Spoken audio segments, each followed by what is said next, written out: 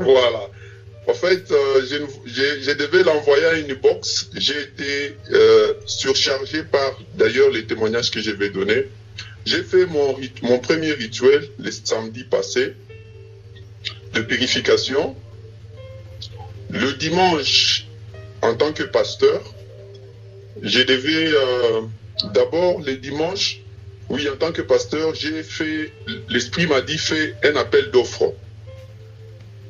Comme je vous ai dit, ça fait 3 ans que j'ai une congrégation.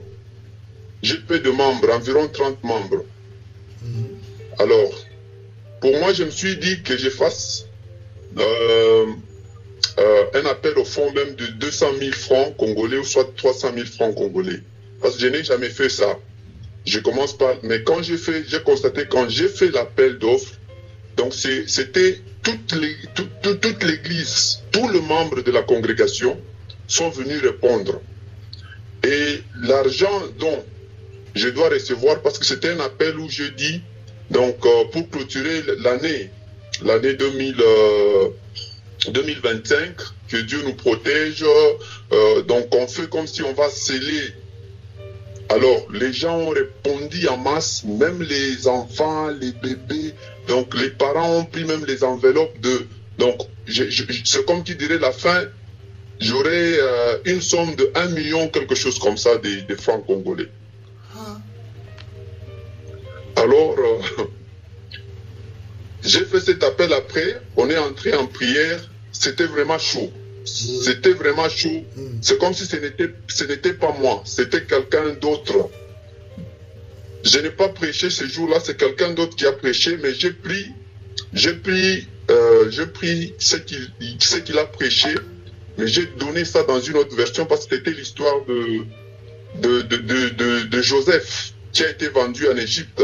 Oui, alors moi, j'ai changé la version, j'ai parlé de la destinée de quelqu'un. Et comment Joseph a émergé sur une terre qui n'était pas la terre de ses ancêtres, de ses aïeux. Donc ce jour-là, je me suis, quand j'ai prêché pendant les 5 minutes là pour l'appel d'offres, c'est comme si j'ai plané. Je sentais comme si j'étais en l'air. Wow. Quelque chose comme ça. Donc c'était fort, c'était vraiment fort. Ça c'est un. J'ai 4 ans avec ma femme. Écoutez bien ça, c'est très important. Deuxième témoignage. J'ai 4 ans avec ma femme. Mon gendre à moi, c'est un chef coutumier. On n'a pas d'enfant. J'ai fait ça. J'ai dépensé beaucoup d'argent pour que ma femme puisse enfanter. On n'a jamais eu d'enfant. Mais par rapport aux prophéties, aux hommes de Dieu, on disait toujours que ma femme était captivée chez eux par le coutume de son père. Et il fallait que si ma femme doit enfanter, donc, soit le monsieur là-bas doit mourir, le king, donc le roi. Écoutez bien, moi j'ai fait mon rituel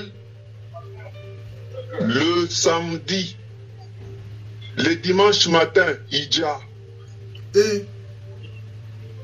C'est pas de la blague, je vais vous envoyer les photos en inbox, les vidéos en inbox.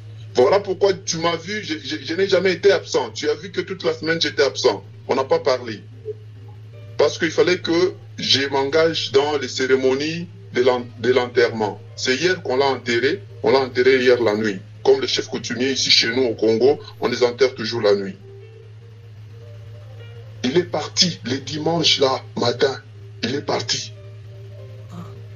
Deuxième témoignage. On a sauté avec ma femme. Parce que ça, c'est une délivrance. On a prié, on a tout fait, mais il est parti.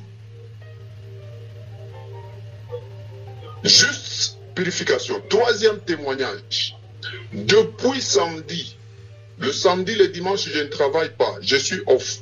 Comme je suis pasteur, je me suis dit, non, je ne travaille pas. Vous me mettez dans un shift qui va me permettre de travailler du lundi.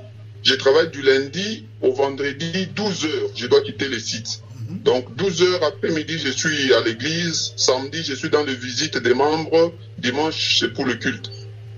Depuis lundi, les lundis ici passés, jusqu'au vendredi.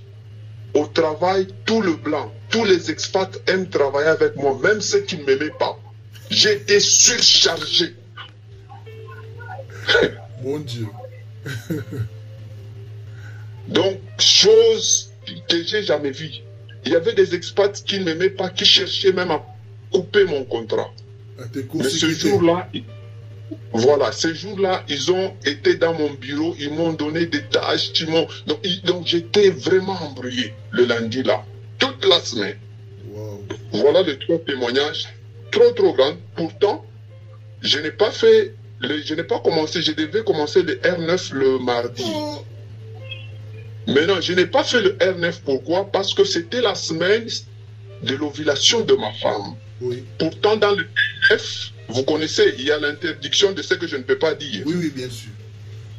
Voilà, je me suis dit, comme ça, je commence ça, comme l'ovulation termine le 10. Donc, le 11, déjà, ça serait un mardi, le 11, quelque chose comme ça. Le mardi, si c'est le combien?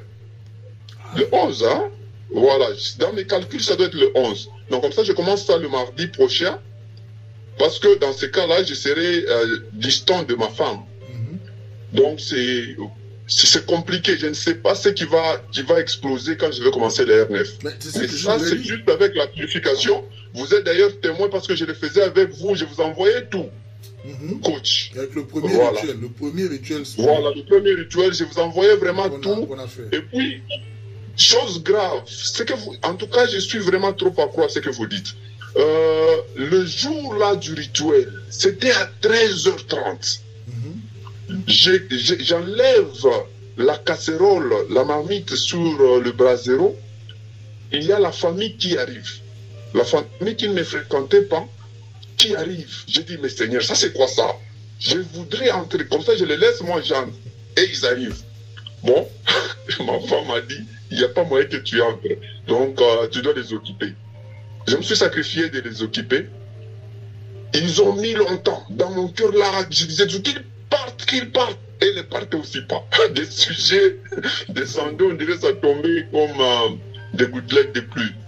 Alors, ils sont partis à 14h20.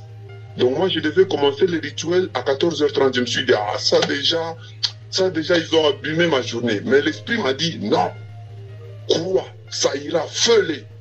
Et je l'ai fait, c'était déjà vers 14h30, 14h45. En tout cas, voilà le peu de témoignages que je voudrais partager avec vous. Donc là, moi, je venais de perdre le grand ennemi de ma vie. Je sais qu'ils sont nombreux. Je souffre. Dieu m'a donné un peu de moyens, un peu d'intelligence. Je suis encore jeune. J'ai une belle femme, mais on n'a pas d'enfant. On est trop combattu spirituellement. Mais je sais que Dieu m'a mis sur un bon chemin de vous rencontrer. Et je vois des miracles. Pour moi, ça, j'appelle, c'est le miracle. C'est le miracle. On dirait que j'attire des choses. On dirait que je vis comme si c'est pas moi.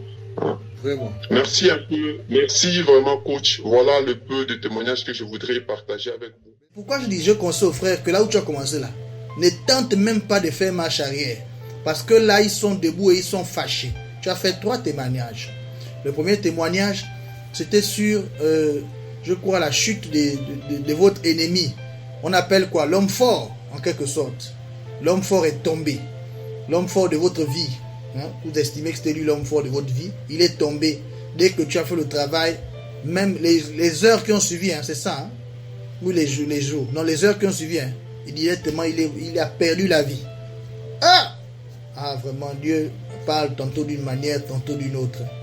Et après ça, c'était au niveau de l'Assemblée. Aujourd'hui, les finances, quand tu prononces une parole, quand tu dis que tu lances un appel pour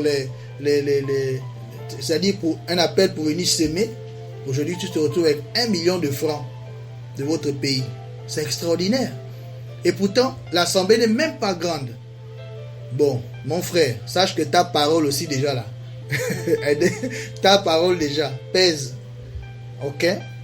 Ça veut dire que pour la croissance de l'église, ça va aller vite. Retenez le nombre qu'il a dit. Il a dit 30, une trentaine de fidèles. Mais s'il vous plaît, revenez dans quelques semaines.